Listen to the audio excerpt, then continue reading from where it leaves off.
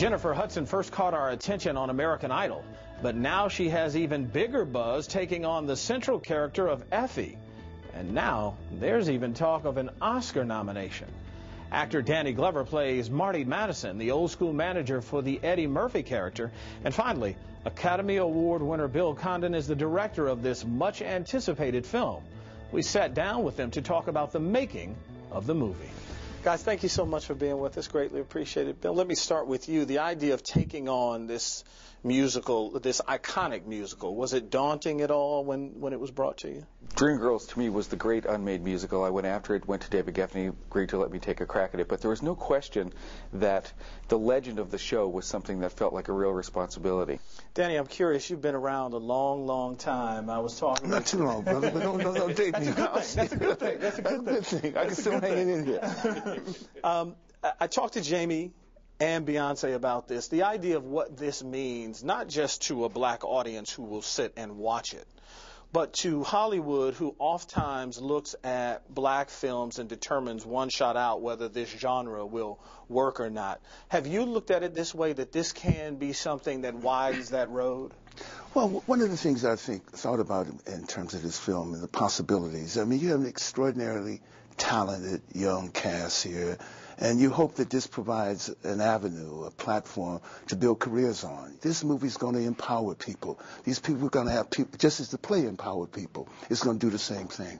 Danny, I'm curious whether or not you patterned your character. When I watched you, and I think your character is one of the unsung heroes in this movie, in the sense of it reminded me of so many cats I know who really build people up, they get them going, and then you reach that certain point where everybody in the room kind of knows I've taken you as far as I could go, but you're not necessarily always willing to admit it. Did you pattern this after any particular person? Where did you find that texture for this character? Well, I found it really not after any particular person, but only in the love that I had for this, my friend, my surrogate son, and everything else. That's where I found this. It's almost like a father-son relationship, when you have to let your child go at some particular point in time.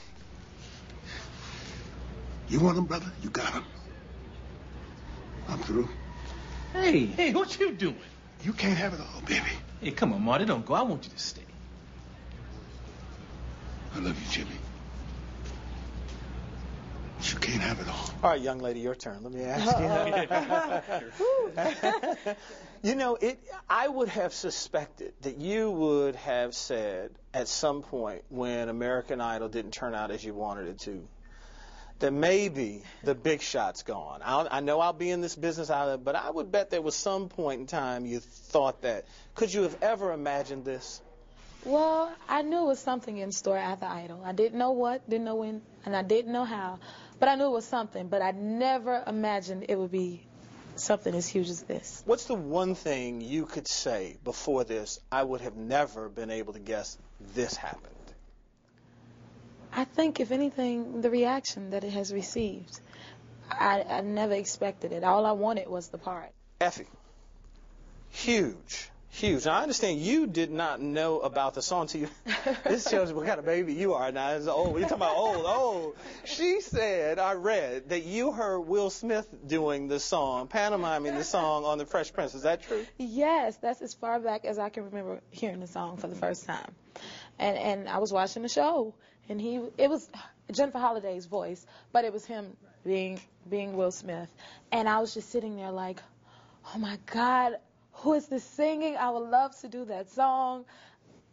And I never would have guessed I would be sitting here right now. I'm staying. I'm you, just gonna love me. I think the most intimidating part for me in it all was coming behind her. I felt like, oh my God, will I have to stand on my head and sing the song to be able to top it up? I don't know. But once I realized that she created her own Effie and I had to do the same, then I was able to get past it. What do you want this film to be beyond a blockbuster, beyond the obvious? What do you want the film to be? Well, a lot of things. First of all, I do think the story it tells, which is about that first breakthrough crossover success of African-American talent in the 60s, I hope the film is the last chapter of that story, frankly, because when we had discussions when we were making the film, it's surprising. You take a movie like Ray that did so well, but you still have those budget discussions. Oh, it's an all-black musical, therefore we have to be careful. Therefore there might be a limitation. And I don't think we live in that world anymore. So I hope the movie finally proves the point, frankly, that that we live in a culture where everything is assimilated, where frankly, in music, everybody aspires to be African American. I mean, that is right at the center of it, and it's getting to be at the center in movies too. Do you believe it will be transcendent in terms of race and ethnicity, etc.? I do. I mean, Jamie Foxx talks about this a lot, that these are just people holding on to old ideas. Say what you will about television and movies, they really do often lead the way, and it does feel as if this. I don't see this as an opening, Danny, so much as almost like the last chapter. That's what I'm hoping. Well, Bill, I would love to believe that, but I know the power of cinema, and I understand the power of images. Yes. When we present an image on the screen, we have to understand what the ramifications of those images are, whether they're positive, whether they're negative, or whatever. We have to understand and how that translates in the world. Let me ask you about the power of imaging and the power of the media.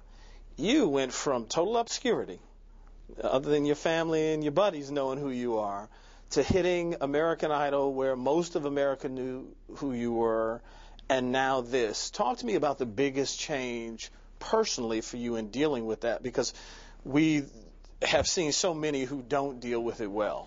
Well, I think the key is to hold on to who you are, not so much as change, and to help other things change as you go along your journey. What about the personal side of you when you hear all this Oscar buzz talk?